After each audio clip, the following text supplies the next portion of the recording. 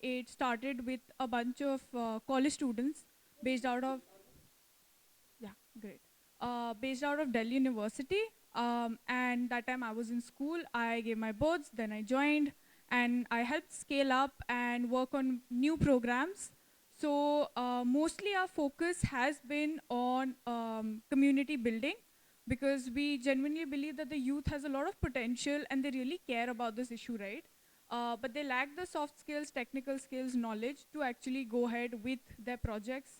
So yeah, that is those are the kind of things we're working on. For example, right now we are working on this project on air pollution in 3 cities of Muradabad, Faridabad, and Lucknow. Our primary work is to do research there, which is also youth-led. We train young people to conduct a survey, to design a survey, right? Second is we work on education, awareness. All of that is youth-led. Whatever actions we have are all youth-led. We train people to do, educational drives and stuff like that. And third is, of course, we engage in advocacy with the local municipality and then hopefully at the state level. So yeah, I will start with this. So yeah, I'm very glad I'm talking about adaptation and loss and damage in particular, because at the COP level, what I have personally noticed is that mitigation is something which is one, very technical. Second, it happens at a national and international level, because a lot of funding is required for the kind of projects which are being undertaken for mitigation, right? So in the next slide, I'll just talk about adaptation. What is the difference between adaptation and mitigation?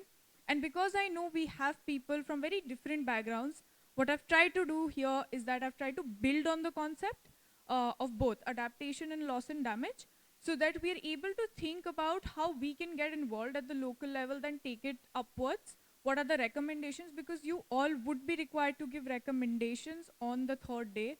So yeah, let's begin. Okay, difference between adaptation and mitigation. I have a video for you, which actually quite um,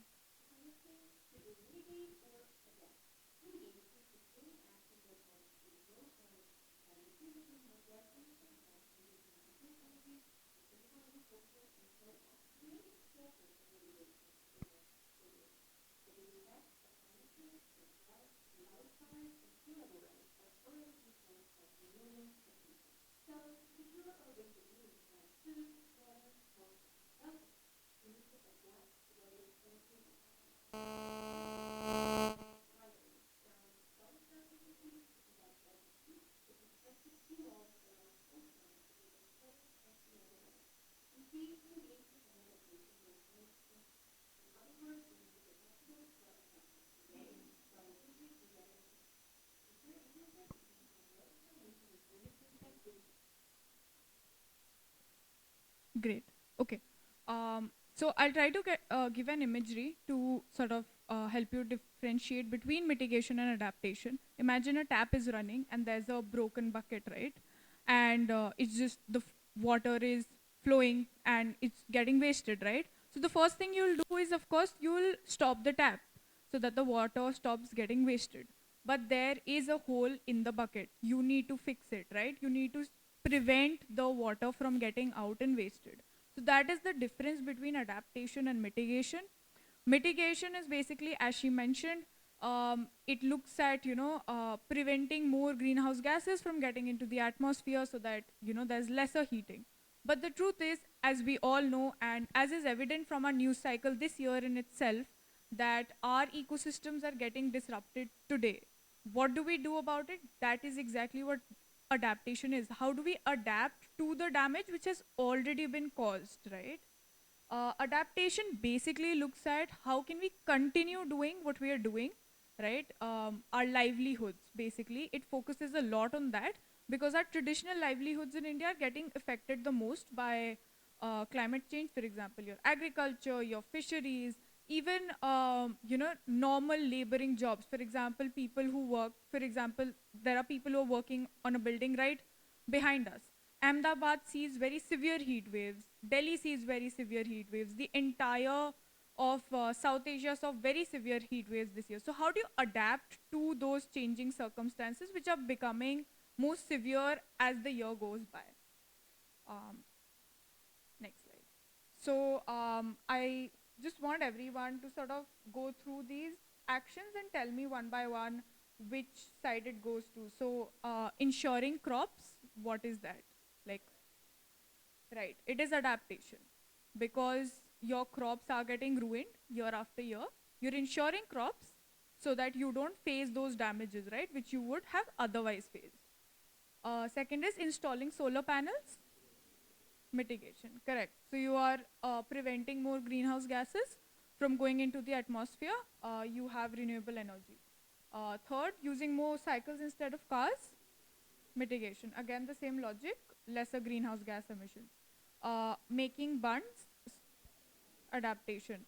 So basically those are for those who might not be aware of what that is. So in slopes, what people do is they create these sort of structures through soil and sometimes through stones. This is done in Western India a lot so that the water stops running off when it rains or when it floods, so that the topsoil is, not worn off.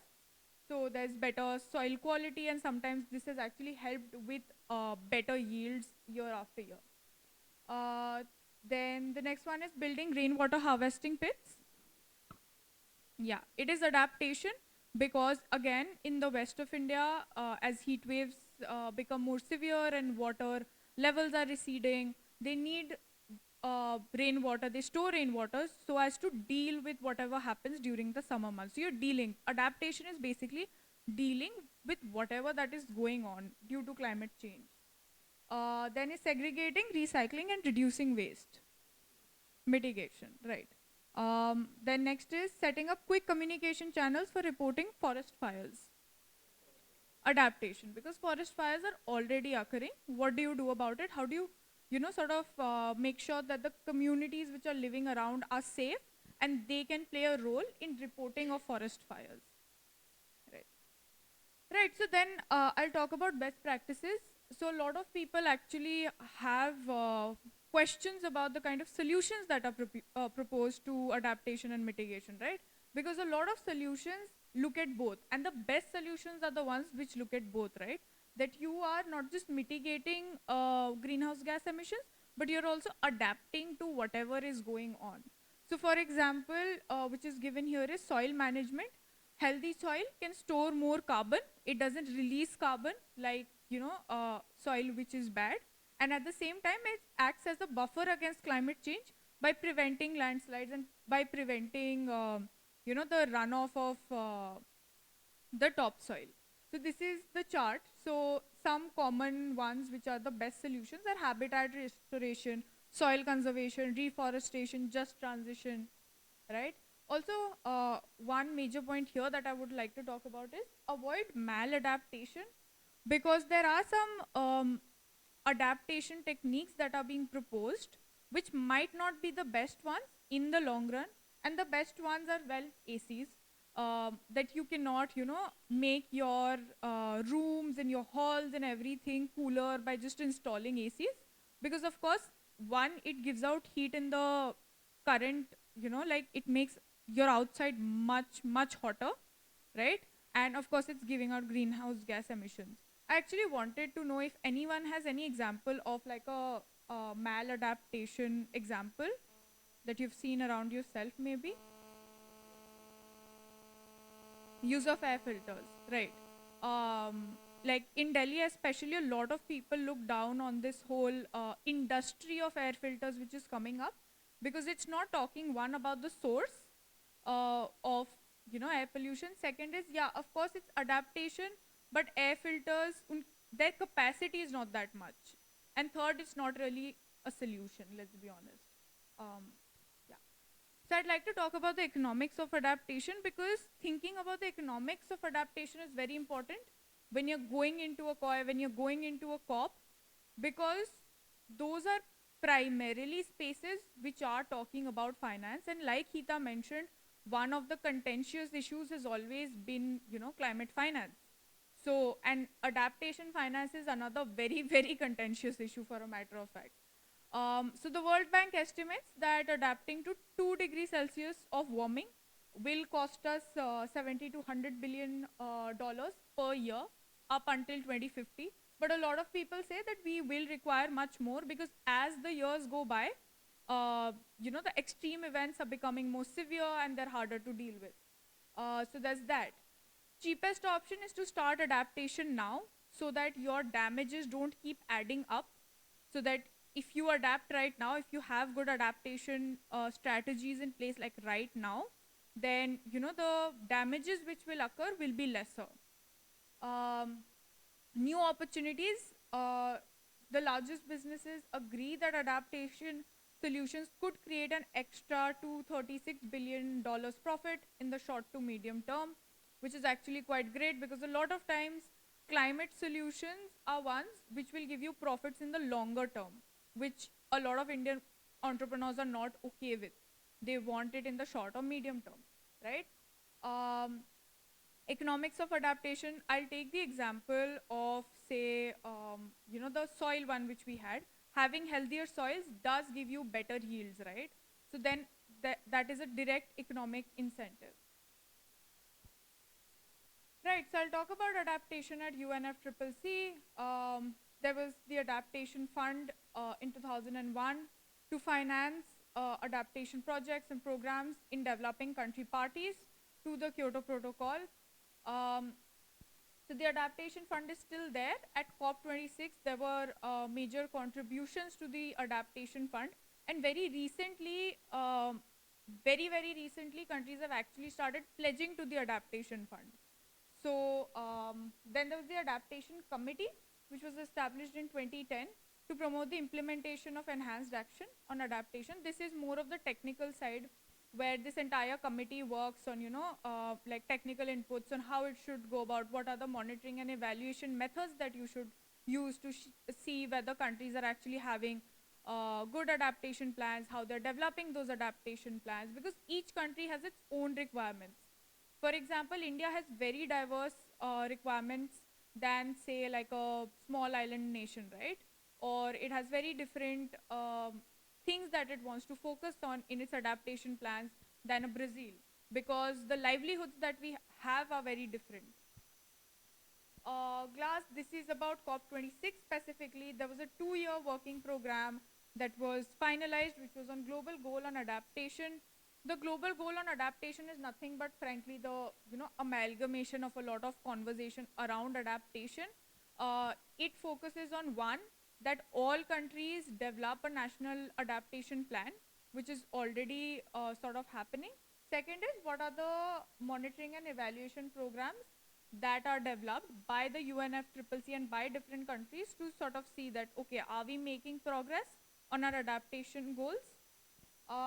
Yeah, so I'll just take questions if there's anything till now about adaptation. Anything? Yeah.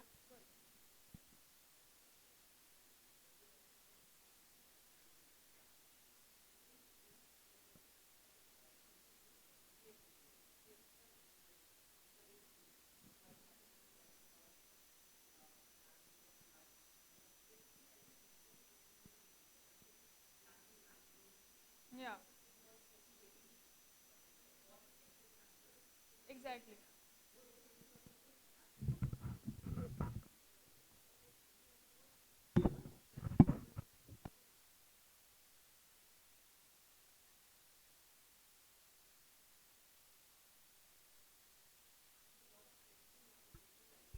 Yeah.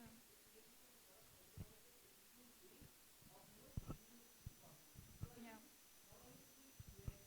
Work, we even need to incorporate nature-based solutions into it, because that will also reduce the cost but can also be effective. Like, why to wait for future if we can, just a Exactly. suggestion that why not we include NBS in planning and processes, because that can be very cost Yeah. effective and can be very generalized. Yeah. Great. Thanks a lot, and I completely agree. And it will come out again in the following slides. One thing I've noticed about nature based solutions is because it has to be very local, right? You really need to have very local knowledge to be able to implement it, or even the cost associated with it. That's why at the national level, or rather, even at the international level at COP, like there's a talk, but there's not much happening because of the requirement of the specific context. I'll go to the next slide. Again, adaptation at COP26, it was actually a very prominent feature going into COP. Before that, there was just like one thing on the agenda, but at COP last time, there were multiple, as Hita mentioned, there are multiple activities that take place, and a lot of these activities were actually talking about adaptation and reparations that the global north countries have to give to global south countries, primarily because global south is not the historical emitter of greenhouse gases, but we are facing the brunt of it. So how do we deal with it? We need climate finance, and global north needs to pay up. And what was even more interesting was, more than the global south delegates talking about it, a lot of climate activists from the global north were also talking about it, that our countries need to pay up and they need to give funds to the adaptation fund. So these are record breaking pledges. But the truth is, if you see, even the largest one is 116 million, which is not a lot when we're talking in terms of billions. Even for a country like India, per year, our requirements in terms of adaptation funds is in billions. Just one sec. Yeah. So in COP and in the Glasgow Climate Pact, we used stronger language this time actually. Before this, adaptation fund, adaptation committee, they did not use strong language. And I know it sounds a bit silly, but before that, the word urges is a very strong term according to UNFCCC, which took me a lot of time to understand. So now it's urges that, from 2019 levels, by 2025 it should double. So pehle it was $20 billion, now it's $40 billion, right? So that was a big win from Glasgow in terms of adaptation. Next slide. India's position, we do have a national adaptation fund. One, it's partially unused as usual. Second is that it basically, so we have a NAPCC, National Action Plan on Climate Change. Then there are SAPCCs, State Action Plan on Climate Change. I think a lot of states have it now. Delhi has a 200 or 600 page SAPCC. So if you are interested in adaptation, you should probably just directly go to the adaptation section of your SAPCC. And I think it is one place where the youth can have genuine consultation and feedback to give, because adaptation, even at COP, it is agreed that it's a very local specific topic. We need to have approaches and knowledge from the ground up. So this is one place that you can definitely get more involved. So the National Adaptation Fund is basically, the aim of that fund is to make sure that the SAPCCs are getting funds for implementing their adaptation plans in particular, and also developing their adaptation plans, right? In India, it's very easy to develop an SAPCC, but local level forest officials, local level administration, local level people who deal with livestock, they don't have the required technical knowledge often to make those adaptation plans, to even, implement it sometimes. So they need that technical knowledge and those finances.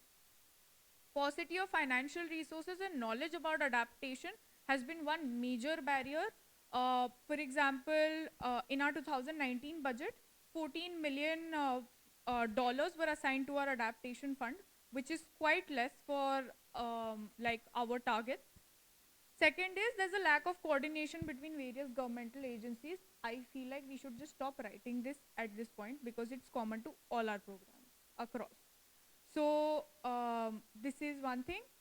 I think, so our national development, our NDCs state that we require around 206 US dollars between 2015 and 2030 for implementing adaptation measures in various sectors. So you can see that just by ourselves we need $206 billion. So the adaptation fund which we have at UNFCCC does not match up even a little bit. Right, so I actually wanted to ask you all some examples of adaptation, and then I'll share one.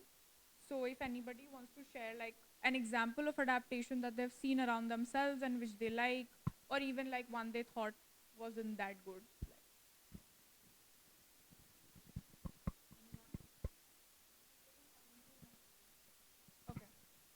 educating.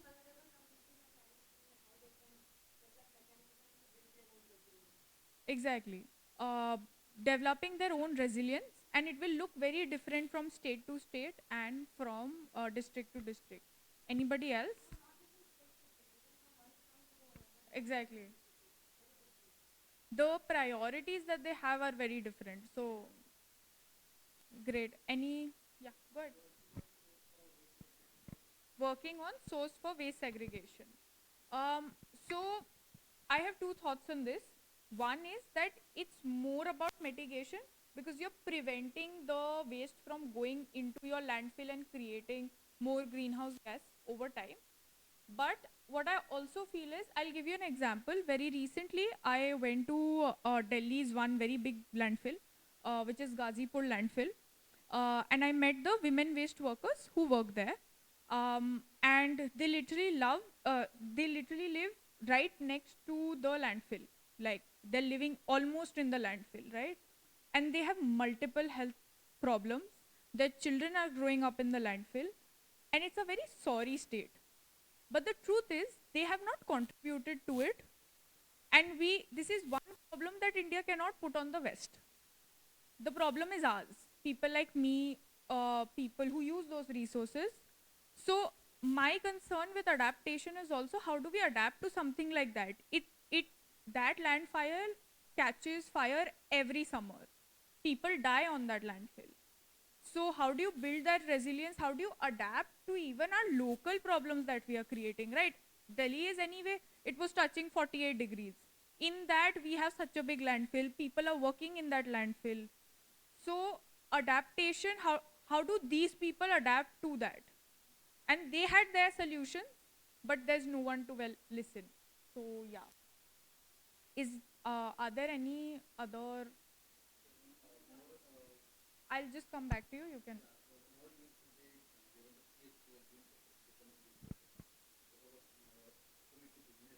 Yeah.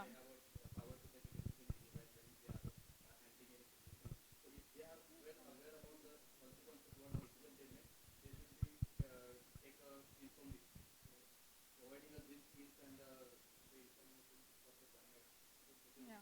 That's actually a very good point. I'll go back to that point on the mangrove restoration. I was in contact with this youth group working on mangrove restoration in West Bengal.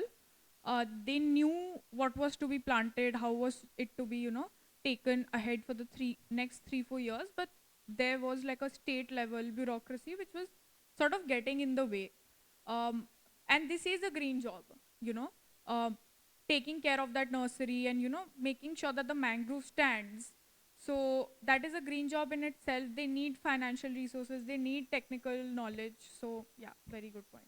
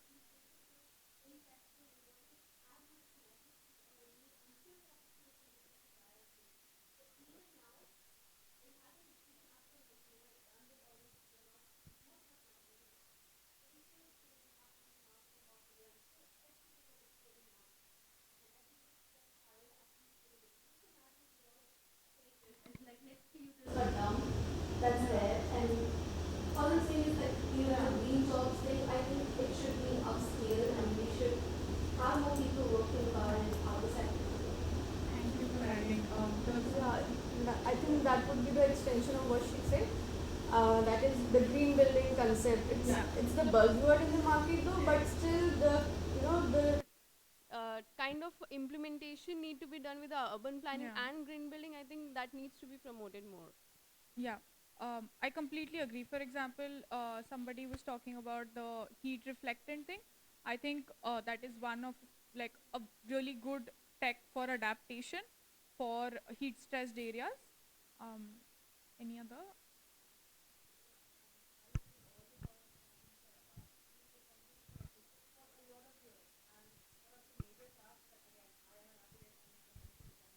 And I volunteer my hours to Yongo and MGCY as well. But the problem that I face on a grassroots level is I advocate for things on an international level which are different and which are relating to policy, which will eventually come down to the action I'm actually taking. Yeah. But those actions would take about 5 or 7 years to trickle down. And again, it only hits the reality of a global perspective or larger group of people when you have that dire state. For example, again, COVID-19, or even understanding that Mumbai has storm flooding, and even the problem that we don't have planners in place. So little logistical problems that can again be adapted to. Thank you. Anyone? Yeah. Definitely, definitely, it's the key. But I feel, I mean, we need to redefine what education means, Yeah. because most of the time we just inform this is the problem, and we end. So, uh, action. I mean, we also need to think what small actions or big Yeah. actions one can take. Yeah. That's if I mean Yeah. any adaptation measure that we're talking about. Also, as you said that there is quite I believe there is quite thin line between maladaptation and right adaptation. So I mean, Knowing. Yeah. who is going to decide that, and who is the right Yeah. stakeholder? That one needs to think of. Thank you very much. Anyone?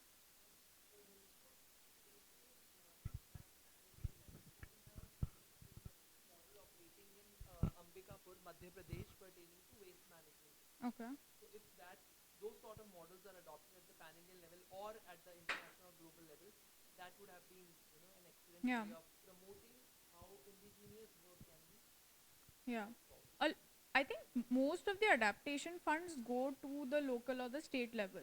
So that is also why I mentioned the SAPCC and getting more involved at the state level if you're interested in working on adaptation. Um, does anybody? Yeah, I'll just take like couple of and then I'll go ahead. Go ahead. Go ahead. Yeah, yeah. Go ahead. Could you speak into the mic, please?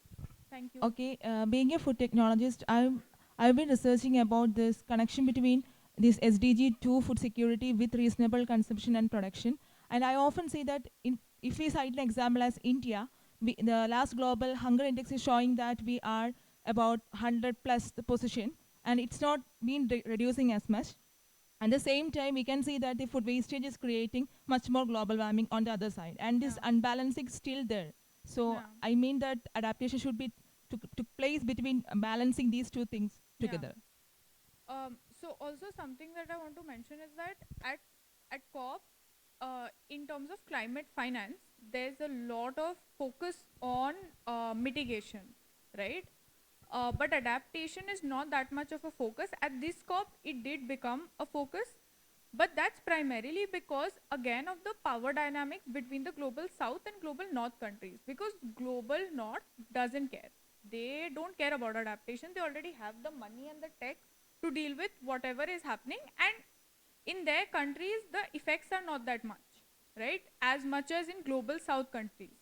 For a matter of fact, even the bloc that Hita was talking about, the Alliance of Small Island States, they are also the ones who are pushing a lot for adaptation measures and, mainstreaming it at like COP. So I think that's a very interesting point. Yeah, I was talking about providing disaster preparedness training to the communities who are Yeah. on higher risk of disaster. So that's basically for the metropolitan cities like Mumbai, Bangalore, and Exactly. Delhi. Yeah. That. Very great point again. Thank you. Because I think adaptation, when you think about it, when you think about weather events, the first thing that should come to your mind is, okay, disasters. How do we deal with it? How do communities deal with it? So I'll just quickly share like an example of animal husbandry in Madhya Pradesh. So again, talking about their livelihood, right? One of their major sectors is the livestock sector, and it contributes up to 34% of the total agricultural sector there. Increasing temperatures were affecting the cows, and especially because these cows are exotic cows. Indians, as Indians, we all feel that foreign things are the best things, which is not always the truth, as is illustrated here. They produce more milk, that is exactly why they were brought here. Um, but now they realize that, okay, they're dying because of the heat, they're not being able to produce milk, so we need to get back indigenous cows जो हमारे पहले थे. So now um, what they're doing at the state level is that one, they're increasing the proportion of indigenous cows that the farmers have. Now also try to understand that my issue with the way these things work is that initially farmers and cattle herders did have indigenous cows. We made them transition to foreign cows. Now we are making them transition back to indigenous cows. Now you need to incentivize them to get back to indigenous cows, right?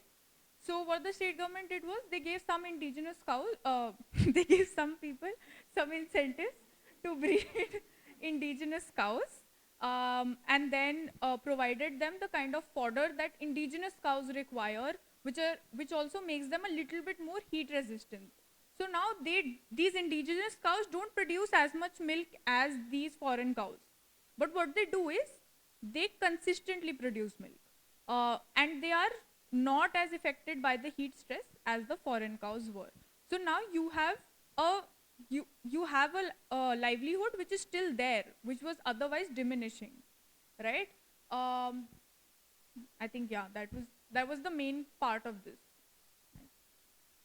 Great. Okay. So I talked about adaptation. I talked about how you adapt to whatever is going on across the states. There's a lot going on. Now there are limits to adaptation, right? Something which we have seen around ourselves. Even at the best of its capacity, adaptation is not enough to deal with the kind of weather events we've started having now, whether it be extreme events or slow onset events. For example, even if you do restore the mangroves now, which will take another quite a few years, even then the cyclones are so strong that they will hit the communities there. Maybe, for example, on the West Bengal coast, if we had a proper mangrove, it won't go all the way up to Kolkata like it does now, but it will still affect the local communities on the coast. So how do you deal with that? Those are called losses and damages. Basically, what is the kind of damage that those local communities are sort of bearing, right?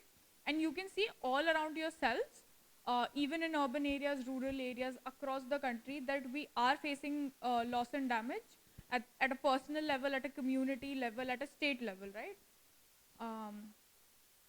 Okay, so I know this is in retrospect, I realize this is a very depressing question, but I'll still ask it. Which parts of India faced extreme weather events? Just examples like where, yeah, they had cyclones. Bangalore, Pune, they flooded. Delhi was having heat waves. Assam was flooded again.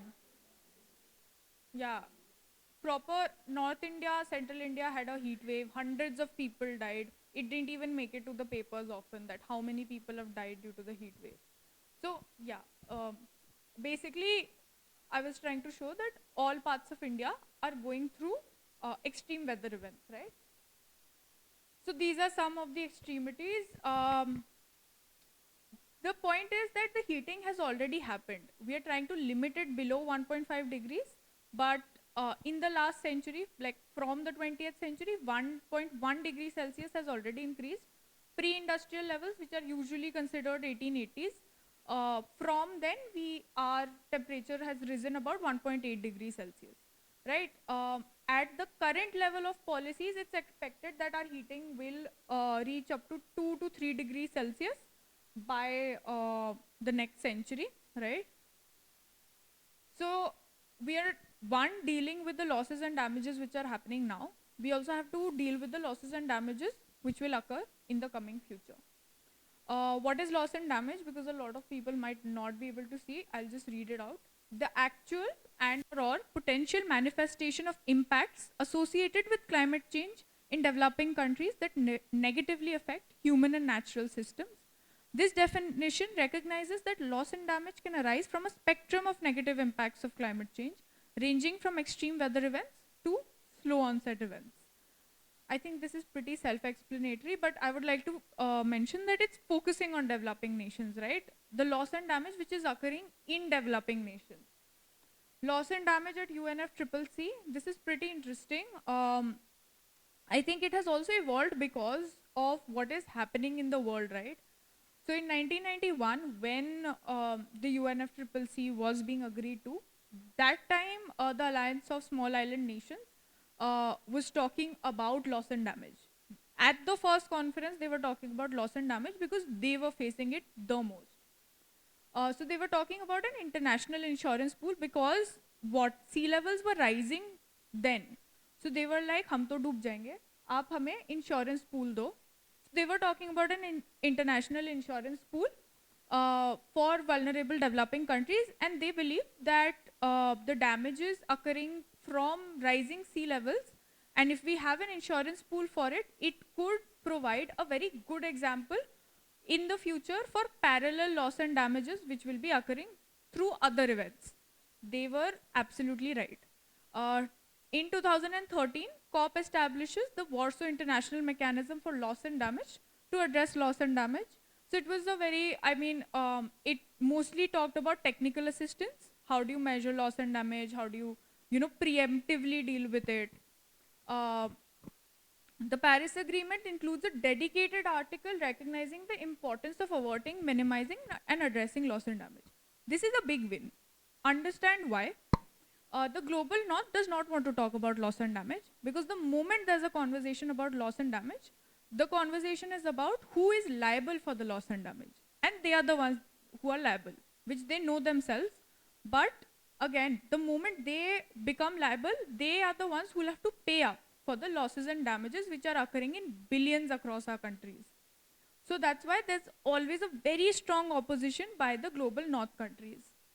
So the big win in Paris Agreement was that we had a whole section, like a whole article, which is called I think it was Article 4, I'm not sure, which was talking about addressing loss and damage. Then in 2019, the Santiago Network for Averting, Minimizing and Addressing Loss and Damage. Again, a very technical, how do you go about it? How do different countries share knowledge? And how can different countries be present in other countries to help with loss and damage? In 2021, the Glasgow Dialogue is established for parties, stakeholders to discuss the arrangements for the funding of activities. It's a 3-year period, conclusion in June 2024. Again, this is a big win because now finally they are talking about funding loss and damage. In Paris Agreement, there was no conversation about liability and who funds the loss and damage which is occurring in global south nations. Right, I think this is a very important slide for me personally, is that understanding how will climate change affect me, understanding the nuances of loss and damage, how much loss will you have to bear, how much damage will be caused to your community, your section of society. So it will depend on a number of things which we'll be discussing after this. Right, so to just make like a distinction with between the extreme weather events and slow onset events, loss and damage is like a consequence of both these things. I think these things make it to the news, like mostly. Assam floods don't even make it to our main news. So floods, heat waves, storms, cyclones, these are extreme weather events. They come, they go in one day and they cause irreparable damage. Then slow onset events are also very concerning, but they too definitely don't make it to our news. So there's sea level rise. So as lands keep getting, salinated because of sea level rise in the eastern coast, there are, I think, thousands of people who are being displaced, but it's not a main agenda. People are not talking about it because it's a slow onset event, right? There's no extreme weather event which is affecting you one day and it's a big deal. So ocean acidification, land degradation, salination, desertification. Desertification is again a very slow process. it has been happening in west of India, in north of India for a long time now, right? When you read even like agriculture based news reports, right? You might be seeing yields are decreasing, water is decreasing. These are all related to this. These are in the long term. So one question I had for you all was, you know about these events, you can see them on the slide. What are some economic and non-economic impacts of these events? If anybody would like to just.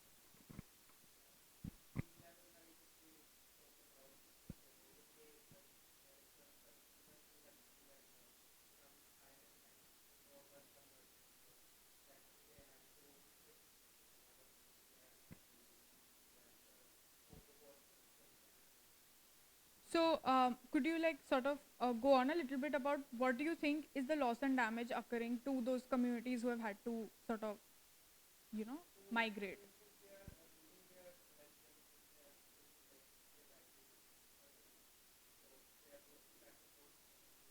Non-economically. Great. Go ahead.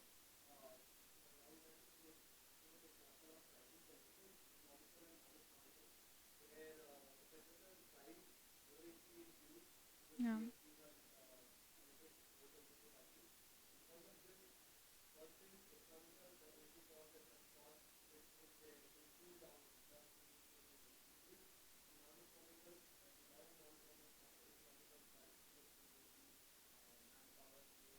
Yeah. Exactly. I'll just ask her and then, yeah. Go ahead, go ahead.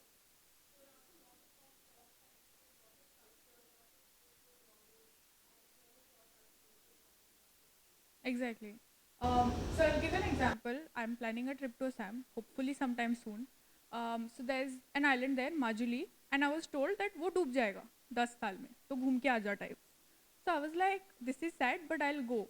But that entire tradition is being wiped off, right? It's just not an island which is, getting submerged.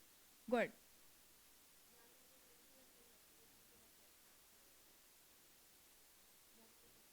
Yeah.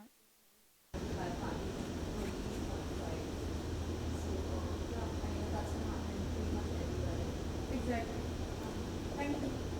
But Loss of sustainable methods, for example, if we consider community, that is a fishing community, due to the climate change, there are various problems faced, like lack of fishes in the ocean. So, traditional methods which are not causing harm to the environment, they are reduced, and big methods like trawler fishing and all are promoted day by day. The same thing is happening in the agriculture sector. yeah. If anybody. So Ida, sorry, I was going to thank both of you since you are leaving right now for a call. So I just wanted to thank Hita for the presentation. I was going to thank both of you, but since we'll extend, I think, 10 minutes more and then we'll break for tea. So thanks for the. I'm sure you are getting many questions. Outside the seminar hall, so all the best.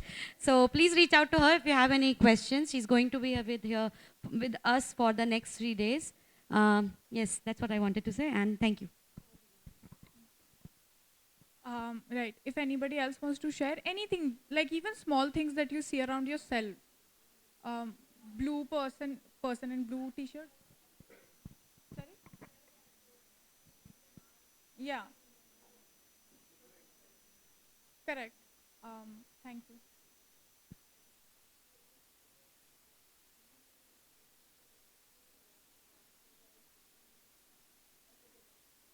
Yeah.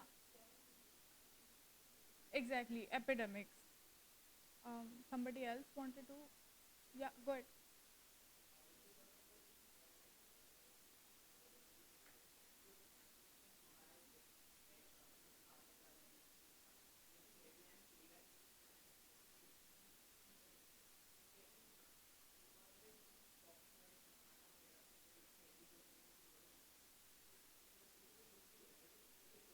Yeah.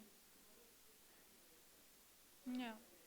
And moreover, when we are talking about floods, like for example, the Kosi Basin in Bihar faces frequent floods. So what happens is that it's a transboundary river. So what happens is हर साल जो है flood का intensity का पता नहीं होता. So the people who are living, like they have to be replaced every time. So what is it? This is directly an economic loss. Yeah. So definitely climate change and economic loss has a relation and a very big relation, I would say. And दो का एक तो इसमें आ जाएगा desertification and rising temperature. Rising temperature के कारण जो राजस्थान का एरिया था वो पहले थोड़ा डेजर्ट था, अब वो चीज़ काफ़ी बढ़ चुकी है. लेकिन उसके अंदर जितने भी गाँव या जितनी भी चीज़ें आए हैं वो कभी भी पेपर्स वगैरह में नहीं बनाते हैं, क्योंकि वो लोग कितने ही लोग उनका जो एरिया था वो डेजर्ट में फिर भी रह के अपनी लिविंग कर रहे थे. आज के टाइम में डेजर्ट में रहना just to be like it वो भी पहले पॉसिबल था, अब वो भी बहुत नॉन पॉसिबल हो गया है. बिकॉज जो टेम्परेचर में डिफरेंस आता है सुबह और शाम के, उसके कारण ना तो वहाँ आप सस्टेन कर सकते हो. और दूसरी चीज़ जो एग्रीकल्चर है, पहले फिर भी लोग जो एग्रीकल्चर था चंबल नदी थी उससे बहुत जगह एग्रीकल्चर हो जाता, अब काफ़ी जगह चंबल नदी सूख चुकी है, तो वहाँ पे एग्रीकल्चर सोर्स बिल्कुल ही खत्म हो चुका है. Thank you for sharing this example. आप जो बात कर रही हैं वो काफ़ी सही है. जैसे मैंने adaptation Hello. Sorry, I want to say. So, one thing what we are also observing in our state in Jharkhand, like lots of indigenous people are based on the forest food and forest product for their economic growth or sustainability or living. But due to climate change, lots of things are now lost. Even lots of forest food and forest things, and due to the disturb of rain cycle, things are not coming. So this is directly affecting their livelihood issues and lots of things. Thank you. So I was just saying that जैसे मैंने adaptation में एक उदाहरण बताया था कि rain water harvesting, तो मैंने पूरी एक डॉक्यूमेंट्री देखी थी बाय टेरी एक्चुअली, कि वो क्या सिस्टम्स यूज़ करते हैं राजस्थान में पानी बचाने के लिए, ताकि वो जो 2-3 महीने बारिश होती है उसमें ही वो पूरे साल का पानी बचा लेते हैं. बट अब जब बारिश भी कम हो रही है, बहुत कम हो रही है, 1 महीने के लिए हो रही है, तो आप पूरे साल का पानी कैसे बचाओगे? इतनी गर्मी हो गई है कि आपका कैटल भी मर रहा है. सो लिमिट्स टू अडेप्टेशन, वही बात हो रही है. I will share an example. जैसे from like basically from Delhi only, I am from Delhi. वहाँ पे हीट वेव्स,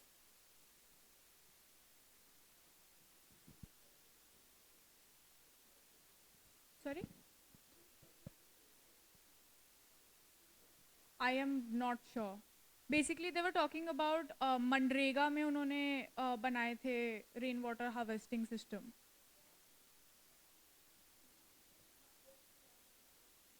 या हाँ, exactly. Can I go on or do you have to say something? Okay. हाँ, exactly. हाँ. Okay. So my example was that one day, so throughout summer I had to go to college, and the temperature was 45, 48. It was hitting. So Youth for Climate India actually has a climate library in Delhi, and Ambedkar University से पूरा एक group आने वाला था बच्चों का. So we were quite excited, and then the next week I asked my colleague कि अच्छा वो क्यों नहीं आए. So he told me that something really unfortunate happened. One girl passed away due to the heat. So usually it's laborers who pass away, and because they're laborers, media does not really care about them, and it's not in the newspapers. But this student passed away, and it was clearly due to heat stress, but that was also not covered at all. Secondly, I was just sitting in college one day, and DU is known for its street food, which thrives near our colleges. And I was just seeing, because of the summer and because it's so hot, you can't even walk on the pavement, people were not eating from the roadside places, right? Even I wasn't, because I was like, it's too hot. So then, after a few days, I asked one of the bhaiyas who sell the food, and he told me कि ma'am 4 महीने से दिन में हमारी इतनी कम, मतलब इतना कम बिकता है कि इतना कम तो कोविड में भी नहीं बिका था. So that is how their livelihoods were getting affected, and all around us we can see it, if only we are willing to retrospect a little bit. So ecological impacts, of course we've talked about it. Loss of biodiversity, there's coral bleaching, there's glacier loss, There's entire ecosystem collapses, like the mangroves are of Bengal have collapsed completely. So that's also why it's very hard to revive them. Now I'll talk about the non-economic aspects, and also something that I want to talk about here specifically is that this is a very intersectional issue. आपकी identity क्या है उस पर बहुत depend करेगा कि आप पे इम्पैक्ट क्या पड़ रहा है. So, for example, on women, it can be quite so. There have been reports by actually the UN, which talk about in the aftermath of extreme events in the shelter homes, gender-based violence triples. There's child exploitation. There are a lot of things. There's also human trafficking, which occurs, and a lot of kids from these camps are taken into that.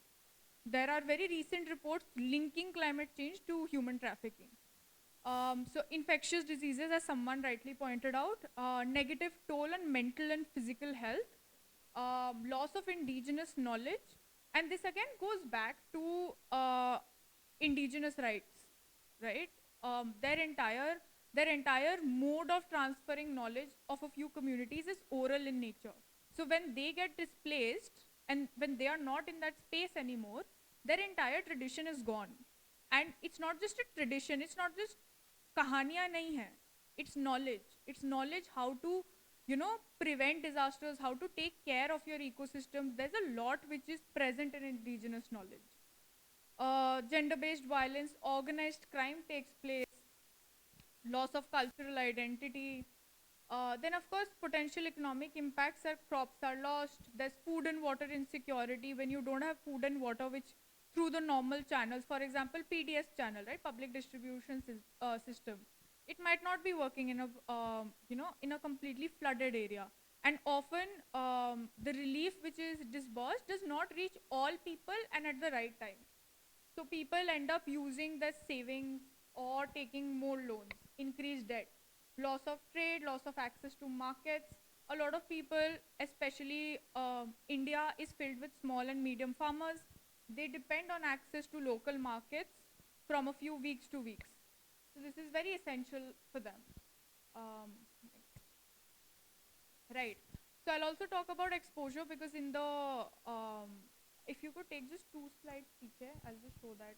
Before you proceed, there is one, comments on Yeah. Zoom that Dhruv Bhatt is joining. He is saying in Uttarakhand, some farmers are growing new varieties of crops that are more suited to the changing climate. People in the hills are also adopting instant rain and landslides by limiting travel during monsoon season and stocking up on essentials. Thank you for sharing. So the risk you have to climate change is hazard plus exposure. Hazard into exposure into vulnerability plus limits to adaptation. This is what we've already talked about. Hazards is what we were talking about, slow onset and like extreme weather events. Then I'll talk about exposure and vulnerability. Yeah, you can go to the, yeah. 10 minutes more, I think. Exposure refers to the characteristic of being located in an area that is likely to be disaster prone or that could be adversely affected by a specific hazard. So is there anyone from Bangalore here? Oh, right, okay. So to the Bangalore people, which areas in your city are prone to flooding?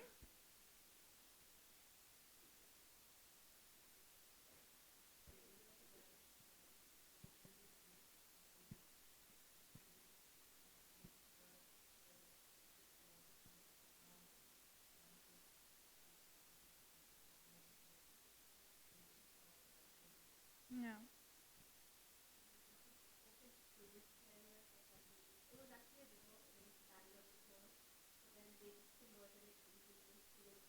Hmm.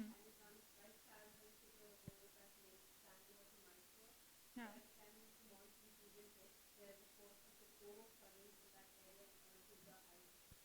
Yeah, exactly. So, urbanization, this is what I was talking about, unplanned and unequal, right? As someone was pointing out, planners and planning is pretty lacking in our cities. And that is also why we end up building in areas which should definitely not be built upon if you want to make sure that your cities don't flood. Bangalore is built primarily on wetlands. right? You build around the wetlands. You don't build on the wetland, but Bangalore went ahead and did that, and they will continue to face severe flooding. Now, unequal, why? Unequal, if you see, flooding in particular cities almost always impacts low income groups. It will impact the slums more, and slums are also located in places where other people were not allowed to build. So it's also about that income aspect, inequality aspect, right? As with hazards, exposure is dynamic and changes over time. So, for example, Bangalore 5 years ago, no one would have thought about this. Actually, no, planners did know, and a lot of people did know if you keep building. But most people didn't know that Bangalore could flood like that. But it will continue to flood now. Another example is, I'll use Delhi's, right? As the ridge, the forest which covers or rather guards our city, it has been like very systematically, deforested. So now the areas which were earlier better off are not. They have this urban heat island effect because of being overly concretized, which is a similar case to Bangalore. Vulnerability. Vulnerability is the human dimension of disaster risk. Well, so the earlier one was about where you're located, your location in a particular space. This is about the person's inherent identity, right? It refers to the predisposition that a person, community, or place has to being impacted negatively by a shock. Vulnerability thus depends upon the wide array of social, economic, political, cultural, and institutional factors. So these are some aspects. So resources and capabilities. So of course, people who have, like someone like me, if for example I live in Bangalore and a flood hits and my things get like ruined and stuff, I have money in my bank account. I have that money to recover. A lot of times low income groups don't have a bank account. They keep cash like that, like in the physical form. So a lot of times you will hear that itna itna cash kharab ho gaya floods mein. So then resources and capabilities, then multidimensional and intersectional vulnerability. So my identity as a woman, uh, someone's identity as say a Dalit woman would be very different from my vulnerability to a particular risk, right? Colonial legacies. To explain this, I'll give an example. With Youth for Climate India, I was working in Uttarakhand with One Gujars. They are a tribal community. So they have been historically marginalized from the restoration, from the management of the forest that they're dependent upon, right? Because that was the colonial mindset. In under colonialism, all Indians were sort of restricted from managing their own forests, and somehow our IFS, Indian Forest Service, they have continued to do that, and they have continued to marginalize communities which have lived with these forests and who have looked after these forests for centuries, right? So there's colonial legacy. So now when forest fires occur, these people, One Gujars, know how to deal with forest fires, but they're not involved in it, and because they live in that forest or in the periphery of that forest, it ends up impacting them, and their belongings get burned and their houses get burned. Root cause of vulnerability, one has to understand why this particular community is vulnerable. Is it because they're living in a slum? Is it because it's a community of men? Is it because of their livelihood which is particularly vulnerable? What is it? Exclusion and marginalization, I think I already covered that. So yeah, I would like you guys to think about this. Which of these factors put you at a relative disadvantage to others when it comes to climate change impacts? So if anybody would like to sort of share.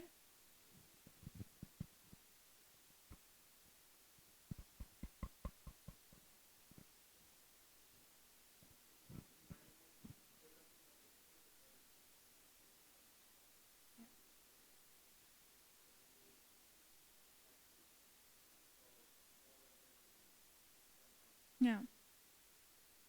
Good example. So within Rajasthan, could you tell me which are some communities who are more at risk, maybe more than you?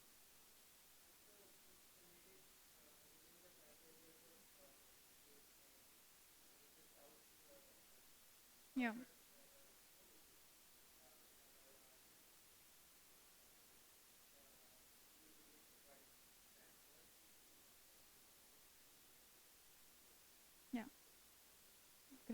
thank you. Anybody else would like to share about their identity and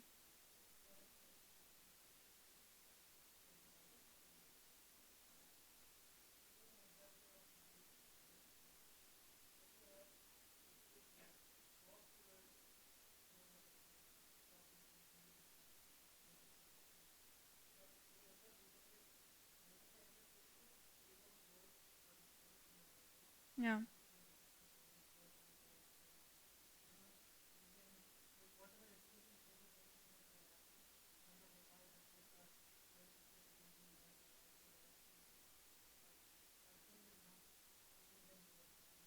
yeah, yeah, yeah. Thank you. I saw another. I think that person. Yeah,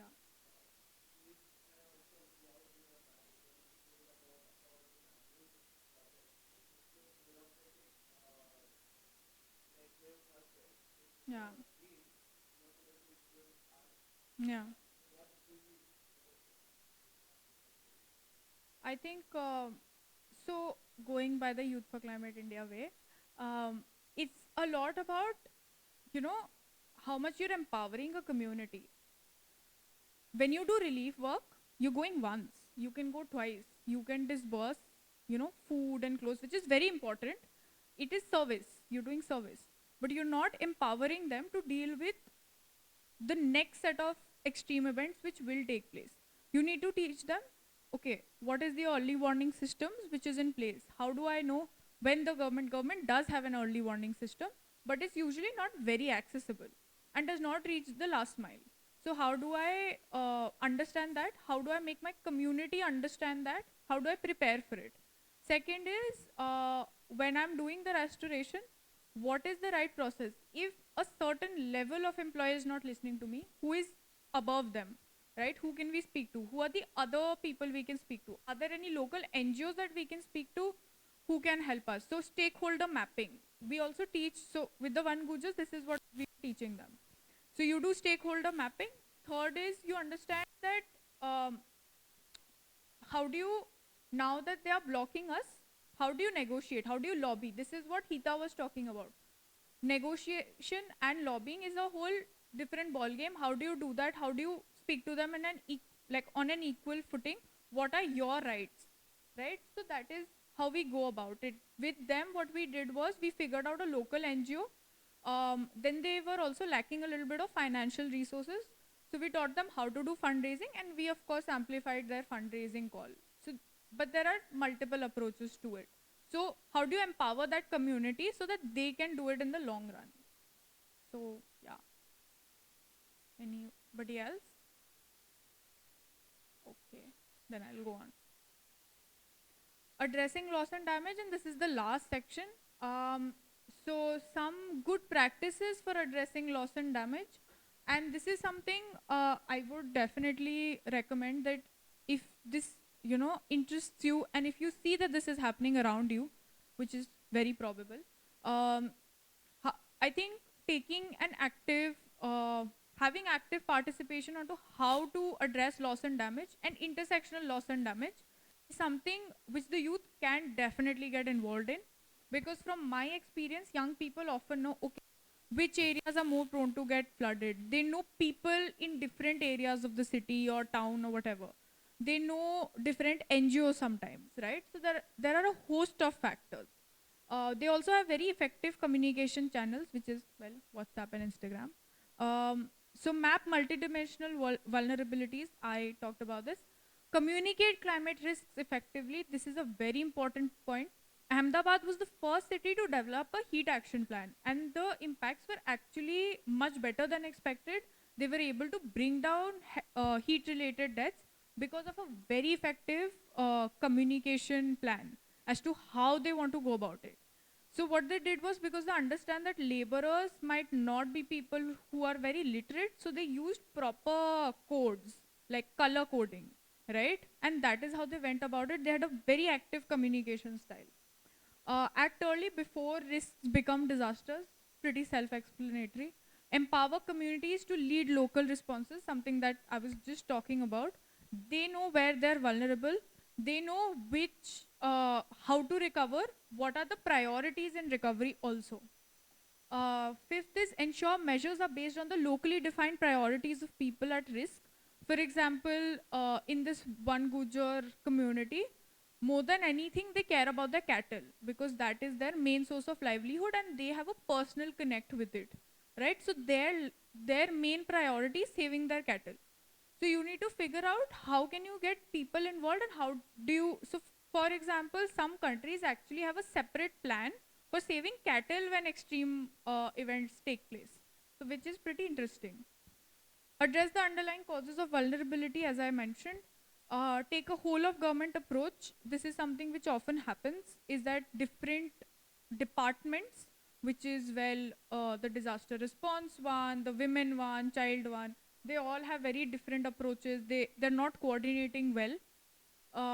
Include the whole of society, be ecologically sound and harness the role of nature. As mentioned, nature-based solutions, how do we use that?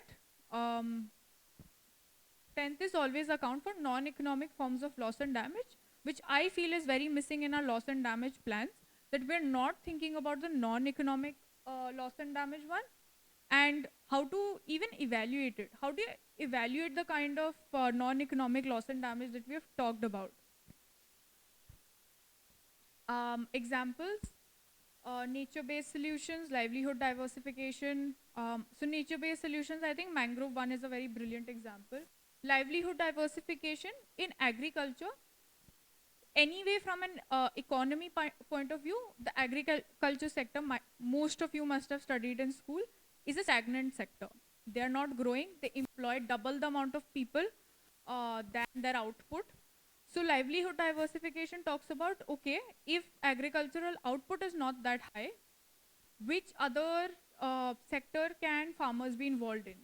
So can they be involved in cattle rearing? Can they be involved in fisheries? What kind of other things can they be involved in, so that if agricultural output is hit for one season, they have other modes of income to rely upon. So you're creating that resilience. Social protection programs are basically programs where you figure out who are the most vulnerable. You figure out, okay, will cash transfer work, preemptive cash transfer, or other kinds of, basically it talks about a safety net, right?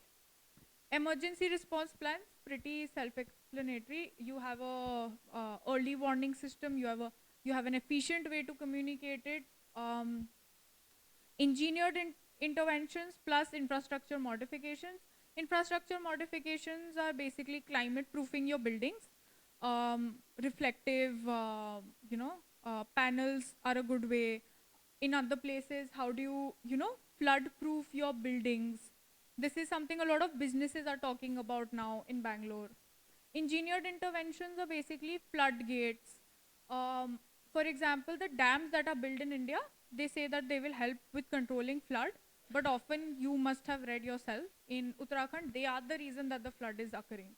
So in engineered interventions, you need to be a little mindful of what is being proposed, and like again, maladaptation wala, is it like a good solution truly?